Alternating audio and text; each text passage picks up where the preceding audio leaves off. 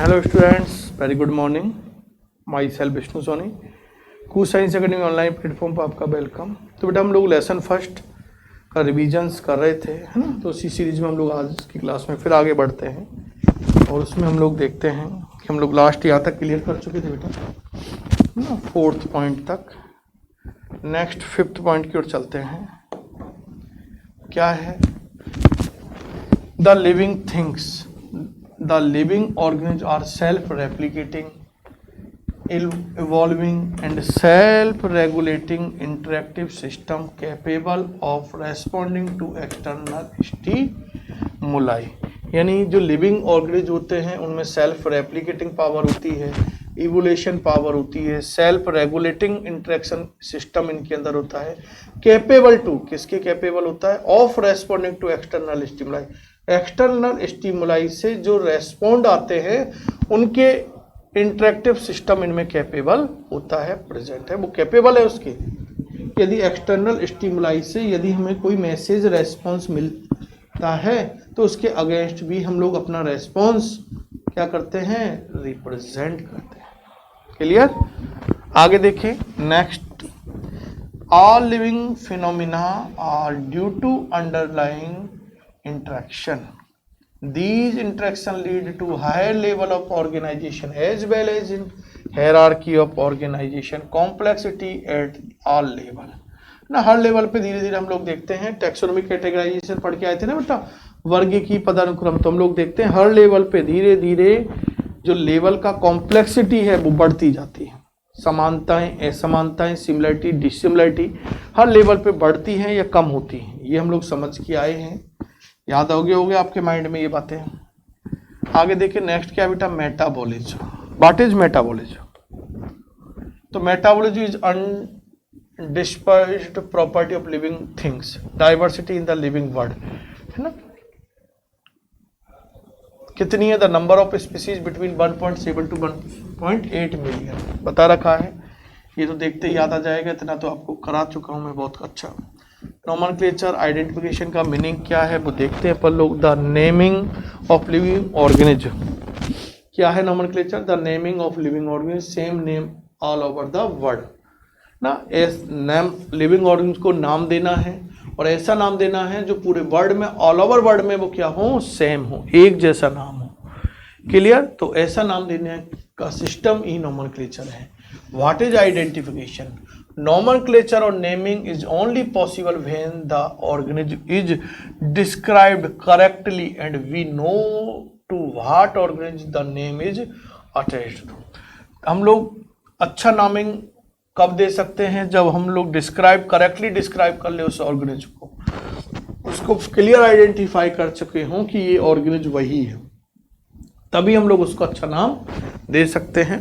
Clear?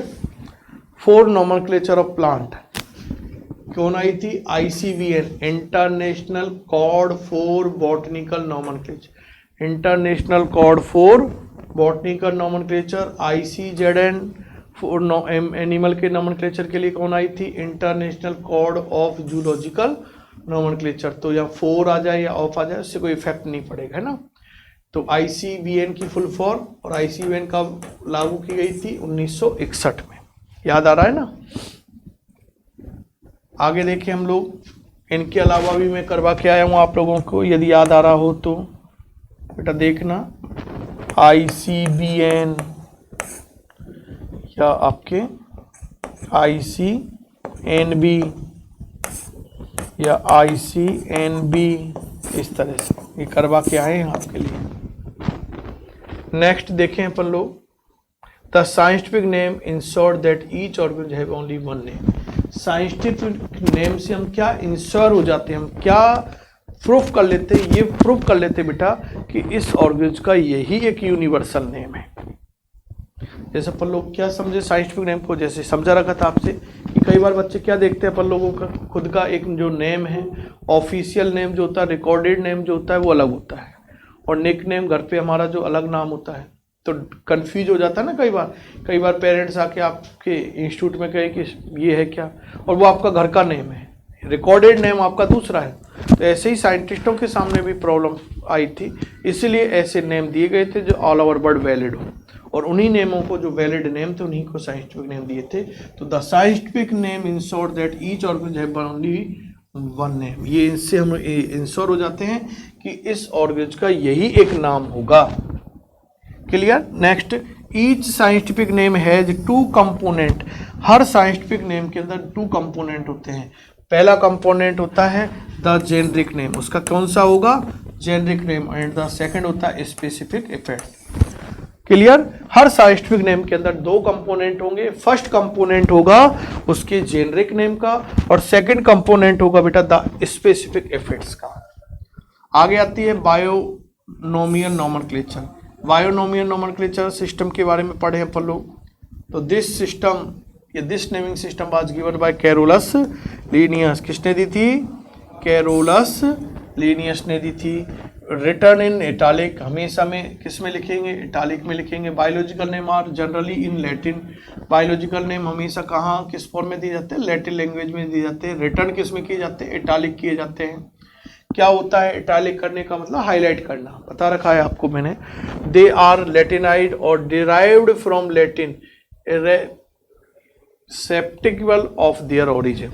The first word in biological name represents the genus and the second component denotes the specific effects. Just आया है कि जब भी हम लोग बायोनोमिकल नोमेनक्लेचर सिस्टम की बात करेंगे तो बायोनोमिकल नोमेनक्लेचर सिस्टम के अंदर फर्स्ट नेम उसके जीनस का होगा और सेकंड नेम उसके स्पीसीज का होगा। नेक्स्ट देखिए बेटा हम लोग, both the word in a biological name. Biological name के अंदर दोनों जो वर्ड होते हैं व्हेन हैंड रिटन, जब हाथ से लिखे जाते, आर सेपरेटली अंडरलाइन। जब अपन लोग हाथ से लिखे ना तो उन्हें क्या करें, सेपरेट सेपरेट अंडरलाइन करें।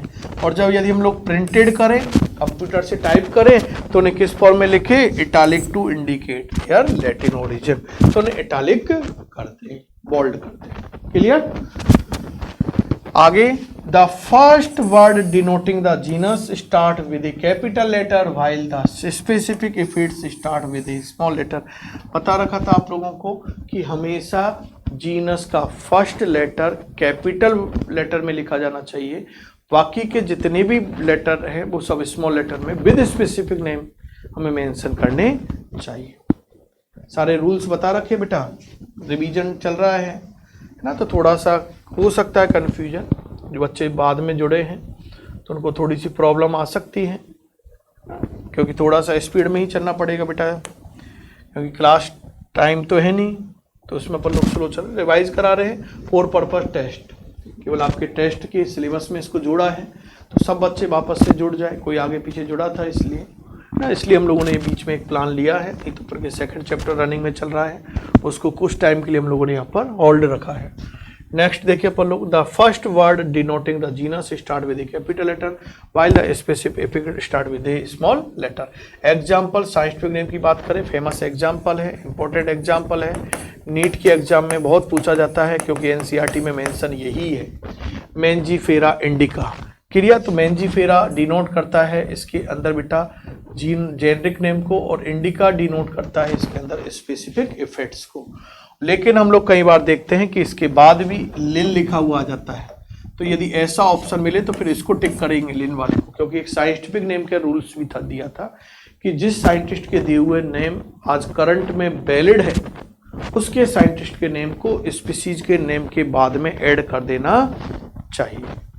क्लियर। तो name of author discover appear at the end of the biological name in the abbreviated form after the specific effects. कर दिया ना। आगे समझे, what is the biological classification. What is the biological classification, organism are grouped into convenient categories based on some character.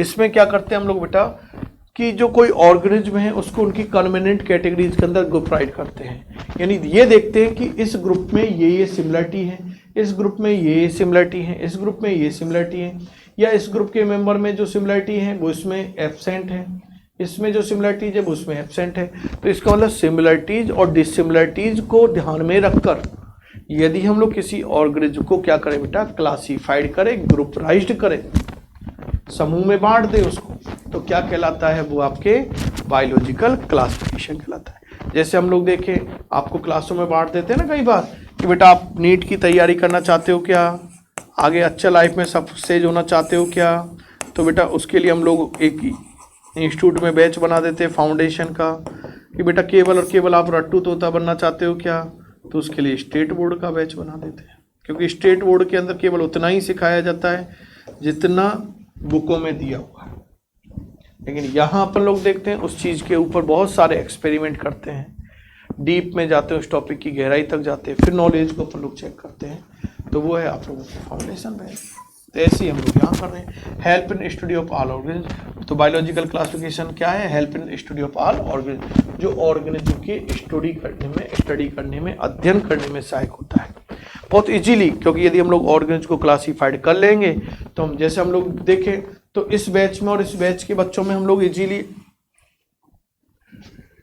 Distinct कर सकते हैं, उनको पहचान सकते हैं कि इन बच्चों के पावर किसकी पास ज्यादा होगी, पावर नॉलेज किसके पास ज्यादा होगी, इस बच्चों के पास होगी या इन बच्चों के पास होगी, तो इन बच्चों के पास इनसे कंपैरेटिव नॉलेज ज्यादा होगी।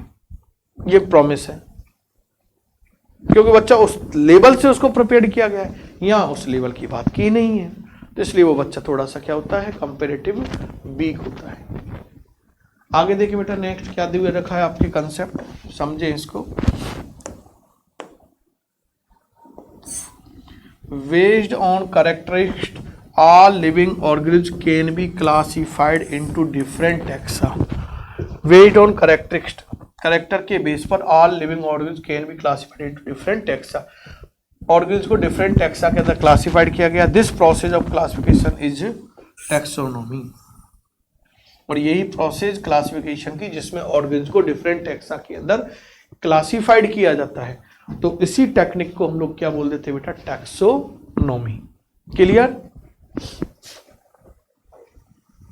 आगे बढ़े, बेसिक ऑफ मॉडर्न टैक्सोनॉमी क्या है इसको और देख लेते हैं। External internal structure, the structure of cell, development process and ecological information of organism, यानी जो मॉडर्न टैक्सोनॉमी है इन करेक्टर्स के ऊपर बेस्ड है। Hence characterization, identification, classification and nomenclature are the processes that are the basic of taxonomy, ये taxonomy के basic steps हैं। तो बेसिक स्टेप या कंपोनेंट की बात करें टैक्सोनॉमी के, तो कैरेक्टराइजेशन, आइडेंटिफिकेशन, क्लासिफिकेशन, नोमेनक्लेचर, और ये क्वेश्चन मैंने आपको क्वेश्चन सीरीज में भी सॉल्व करवाया है कि फर्स्ट स्टेप ऑफ टैक्सोनॉमी तो यह क्या था आपके, आइडेंटिफिकेशन था। क्लियर। यहां तक कोई डाउट, यहां तक कोई डाउट हो तो बताओ बेटा। तो आज की क्लास के अंदर हम लोगों ने आगे का जो इस चैप्टर का पार्ट था वो यहाँ तक क्लियर किया है। नेक्स्ट क्लास में फिर मिलते हैं। Thank you, good bye.